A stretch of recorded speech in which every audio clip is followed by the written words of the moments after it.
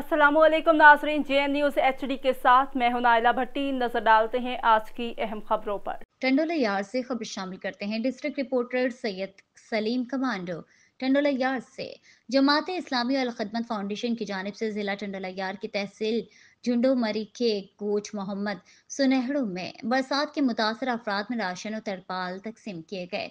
इस मौके पर जमात इस्लामी के अमीर ज़िला टंडोला यार्ड दीदार Hussain Bahrani, Al Khidmat welfare hospital Tando Allahyar administrator Mohammad Younus Khan Qaim Khan, आशिक हुसैन खानजादा, राव जावेद, अब्दुल जलील सुनहड़ो, हम्माद सुनहड़ो, खालिद सुनहड़ो और दीगर कारकुनान मौजूद थे।